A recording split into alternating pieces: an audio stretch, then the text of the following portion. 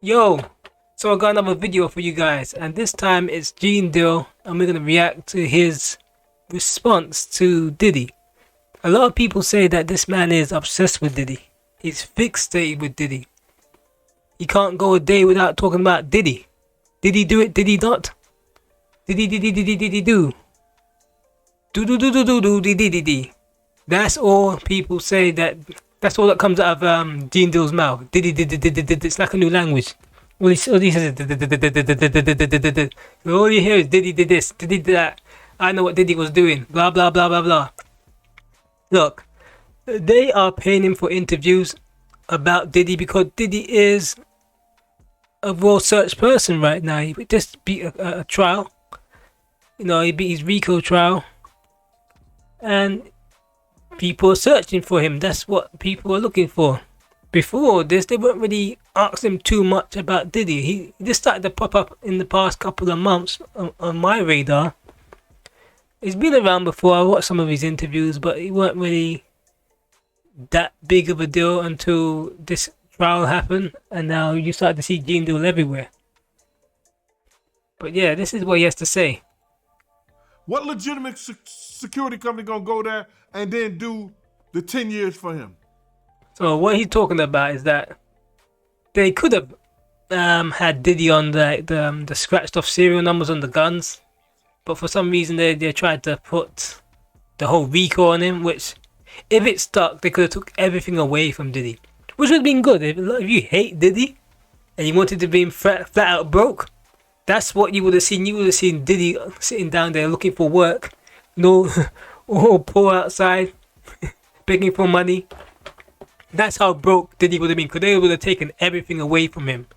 All those years of work, they would have said, oh, you got this from sex trafficking. So they would have taken all his assets, all his money. You know, Justin, everybody, they'll just be having to do working at McDonald's or Burger King, because they couldn't live off their father anymore. He broke. Well, that's what they wanted, but they could not pin that to him, because it was like common sense, really. He's a woman beater. He's a nasty person. But is he like really sex trafficking? Is that really how he made all his money? Nah. But as I said before, the gun charges, it's weird how they just disappeared. Like when they did do the whole knocking through his gates, they said we found these guns and they had scratched off serial numbers. It's like, so what Gene Dill is saying, like what security team he hires is going to have scratched off serial numbers, and why didn't they bring that into the courtroom? They're charging with, but they didn't. They didn't want him, bro. They didn't want him because he had still people in power. He still had enough information on a lot of different people. If you don't think this Epstein and Diddy related, you out your mind, bro. He's got a point there. He's got a point. Epstein and Diddy, when you got these people and they're in these little like free cuffs and these sex parties, we start to realize with Kanye West and Diddy, they're all intertwined, and they have other rich people out there that join in their free cuffs. And I know for a fact that they've been mentioned, but they can't be brought up in court because they're too famous and it has nothing to do with them. Even though they may have been seen on a tape that Diddy may have. Like let's say Diddy and Justin Bieber were hanging about, and an older Justin Bieber invited some girls around and Diddy taped it. That's going to be there seen by people, but they can't really bring that up. The same way we got things like let's have a look here. We got Trump here. This is Trump told he was named in the Epstein files months ago by Pam Bundy. Bombshell reports claim. See, like Epstein and Diddy. See what he said there? It's not Epstein. It's like the same type of thing, isn't it? Epstein was like a Diddy. He was having these parties with these young girls. No one ever mentioned young girls with Diddy, but he was having these parties and a lot of famous people were around. Donald Trump was around, and now we realize Donald Trump knew his name was in the Epstein files, right?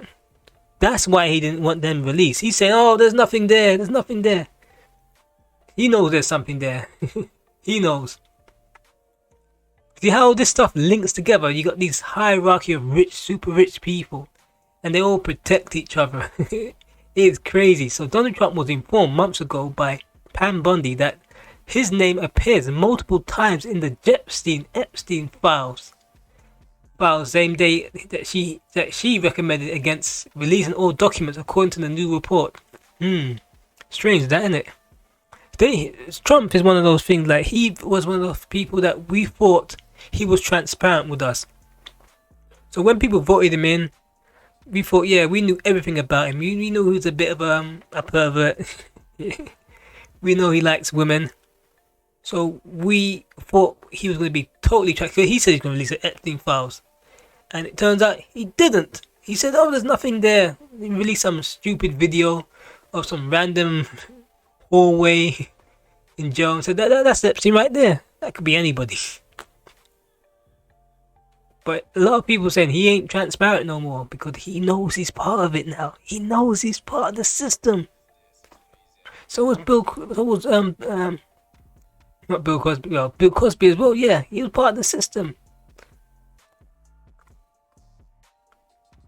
And so was Bill Clinton. The files contained unverified hearsay about Trump and the individuals who had social connections with Epstein, the official claims. Hearsay, you know. Bundy recommends in the same meeting, according to the Wall Street Journal, that the administration not release more files because they contain and personal information of victims. Trump, the source claimed, defended the Attorney General and whether to make additional files public. They look like best of buddies right there, man. Trump and Epstein. Shoulder to shoulder. There's Trump saying, "Oh, there's no files. Why you keep talking about this guy? He's dead. You're still talking about him. Blah, blah, blah, blah, blah." Him and Diddy was working for the same people. All these years, Diddy ain't did a damn song, but he's a music mogul. He ain't did a damn song that made any top 10 in what? In the last 10, 15 years. You got a good point there, man. Diddy, he's one of those people who, like, he was once kind of hot, like in the 90s, but then again, how was he kind of hot? He kind of lived off the death of Biggie, because we never really heard of him until, let's see, until when Big died, right? So when Big died, he released No Way Out, I'll Be Missing You, and that's when we started to hear, because I never heard of him. I was like, he used to be, to me, he was like Biggie's hype man. He was just in the guy in the background, dancing around, saying, "Haha, yeah, that's right." So, you know, he's got a point.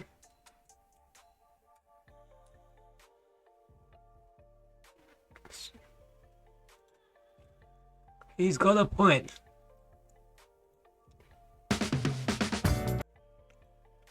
And I never did say that Dean Dill doesn't. He has got a point about Diddy. But he a music mogul. He was getting his money off alcohol. And by him getting his money off alcohol, those people in power that he was working for and doing the stuff for them, they wanted to slap his ass on the wrist. They wanted to let him know that you talking, that stuff by calling us racist, that stuff about saying the stuff that he heard Tupac say, we want to show you. You know how they showed him? They took Cassie. Let me break this down to you, man. Cassie had been away from Diddy about what?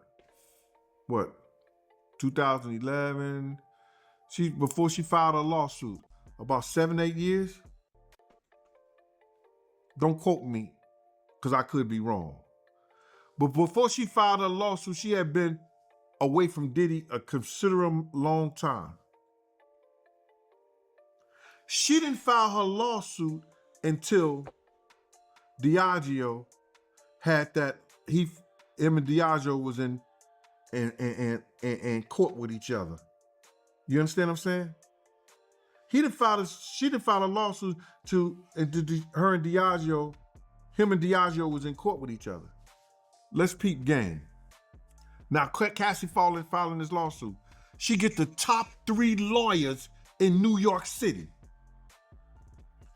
One lawyer that's over the LGBT. You understand? One lawyer that's human rights lawyer. Then she get one lawyer, the top lawyer that's in employment. Right?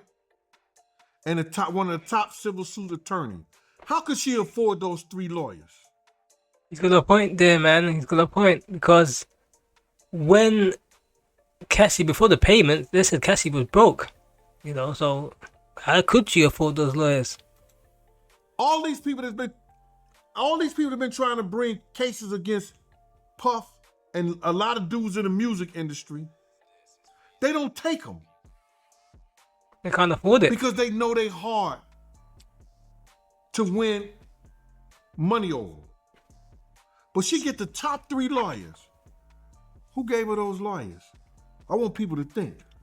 9 times out of 10, some publicist or somebody who know those people in Diageo gave her those lawyers.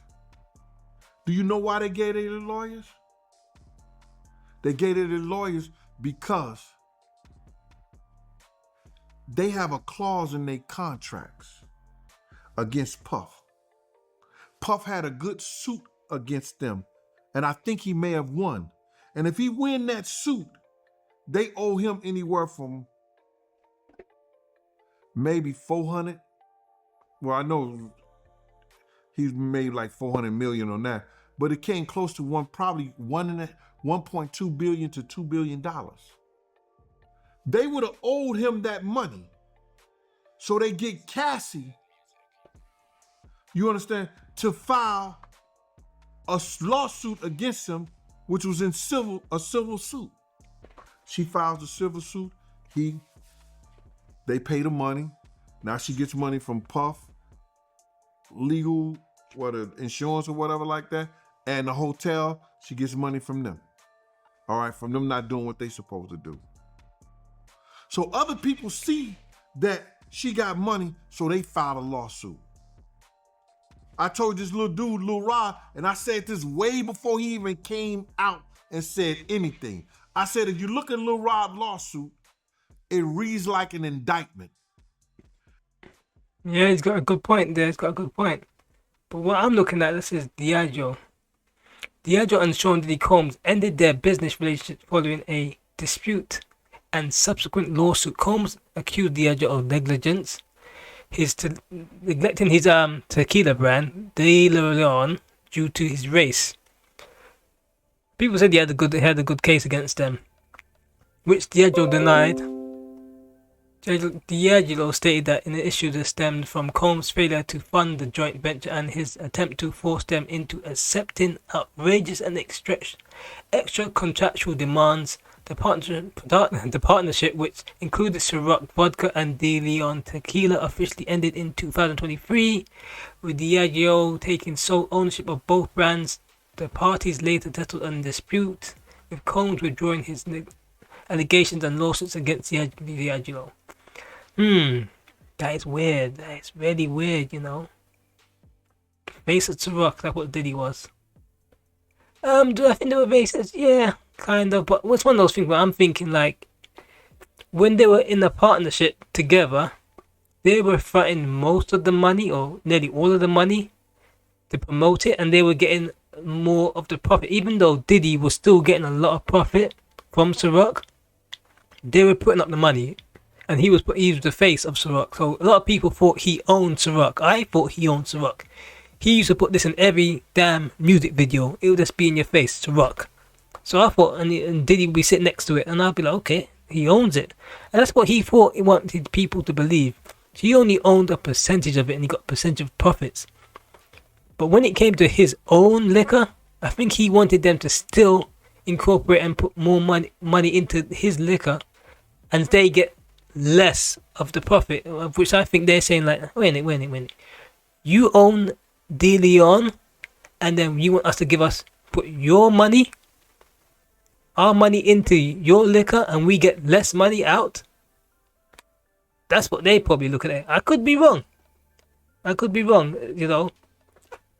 That's where I'm looking at it. It's like I wouldn't do it if he's getting more money, and and you know what I mean. And I'm still putting the advertising budget and everything into it, using my distribution, and he wants more money. Is to me, the partnership could have gone still, and he could have made himself more money if he just kept his ass quiet. But as Gene Deal was saying, it seemed like all this is just like a lesson being taught. They could have got him. Look what Jagger Wright's saying. And everybody know Hugh Hefner was filming, had cameras in the wall. I don't know. Did anybody ever ask whether or not Bill Cosby had a freak off tape? You see, where I'm playing, check this one out as well. Check this out. Portier ain't one that had to do the deed. So he let old Bill get drunk so they could get that budget. Don't forget, the tunnels from Diddy's house led to Hugh Hefner's house. The tunnels from Diddy's house led to Hugh Hefner's house. Crazy, right? When you think about that. You know what I mean? That is crazy. And then I read about Bill Cosby, like, you know how Diddy mysteriously just got off? I know, it's like, he didn't really get off. They're going to give him some time. See, what I'm getting at is like, Bill Cosby, they gave him a couple of years in prison as like a little slap on the wrist. But then out of nowhere, he's freed. Not out of nowhere, but some sort of clause. So here we're reading, Bill Cosby was freed from prison on June 2021 after the Pennsylvania Supreme Court overturned his sexual assault conviction. This decision followed the court's ruling that Cosby, due to process rights, were violated during the 2008 trial. He had served approximately 3 years of a 3 to 10 year sentence. See, that's what they're going to do with Diddy. They're going to give him like a 3 years, and they could probably just try and say, oh, it's time served. They're going to give him 3 years, and then they're going to let him go. That was a slap on the wrist for Bill Cosby. See how it's all connected?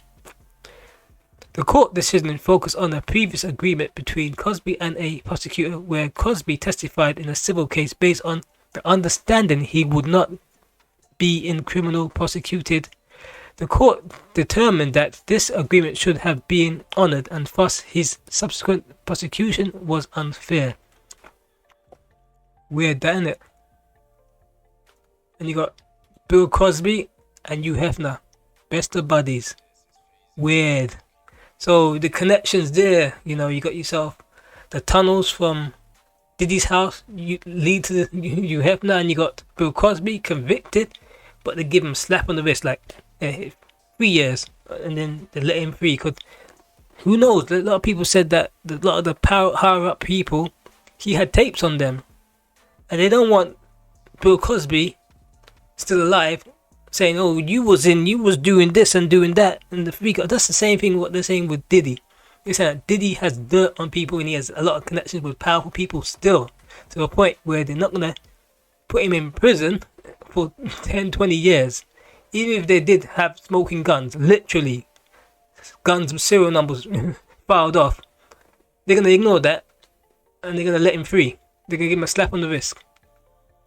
And anytime the prosecutor, whether it's state or federal, want to take those civil lawsuits and see any criminality in it, they can bring the person up on charges if they find it legit. Oh, that kind of spooked me, man. Now, he came out and said that the prosecutor, what did he say? Came out, the prosecutor said something. The federal prosecutor got in touch with him. He sat down with him. It's supposed to be 3 hours. It ended up being 4 days. And they brought charges up against Diddy and stuff like that. So now, They brought charges up against him, but they didn't bring charges up against him that would put him in jail for 5 or 10 years. See what I was talking about with Bill Cosby? Do you see how it all connects? Really weird, damn it? Very strange. They could have brought more witnesses, bro. Don't think that Gina didn't testify because they didn't want her and all this stuff like that. Because when they want you, ain't nowhere you can hide, brother. Not in the United States of America. Nobody. They put those marshals on you. You better not use no credit cards, no cell phones. You better not do anything. You better not be seen nowhere. They got facial recognition and all this shit like that. So if they wanted to bring more people in, they could have. But they just wanted to slap them on the wrist. Mm-hmm. Give them a felony because of what? Because in that Diageo contract, they have what you call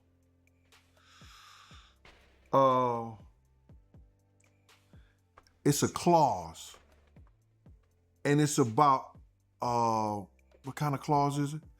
It's not a human rights clause. It's a character clause. Check out this.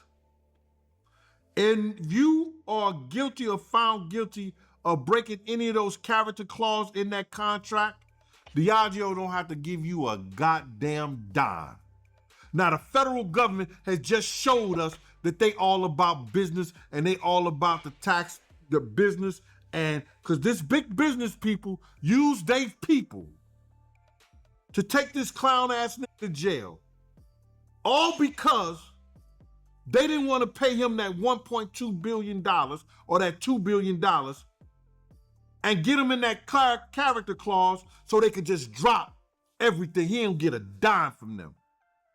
The federal government took the taxpayers' money and did some service for their friends.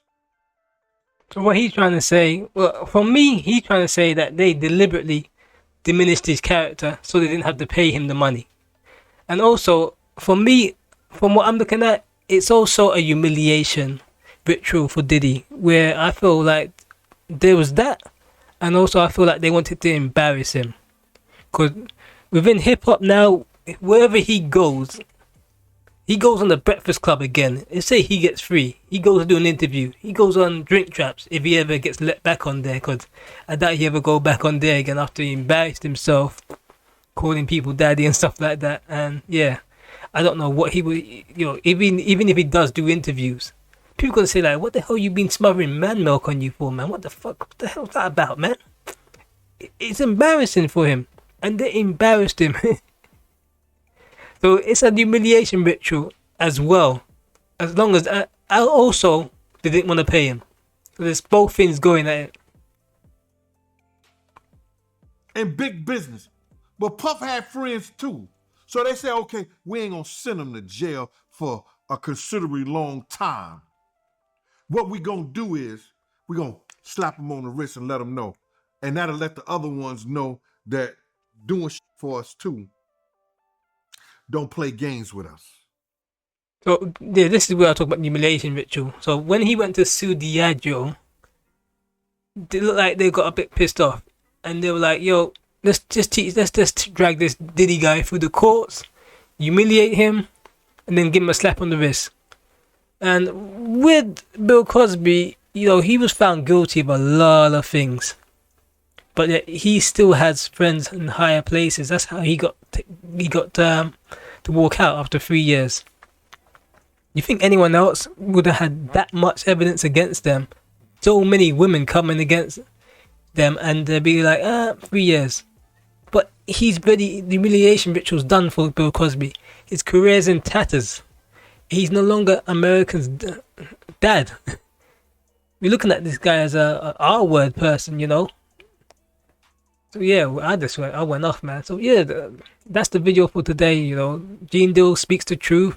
Got some proof there. It's all connected. You got your Trump, Epstein, Bill Cosby, UFNA, all the higher ups there, and it shows how they humiliate if you get out of line, they will humiliate you, slap you on the wrist. And if you get too out of line, you go to prison. That's how it works. I'm out. Don't forget to like and subscribe because, you know, I only get like 1 like. And these videos do take a lot of research. Even though there are videos of me reacting, but I'm giving you what I think's going on. Anyway, thank you. I'm out.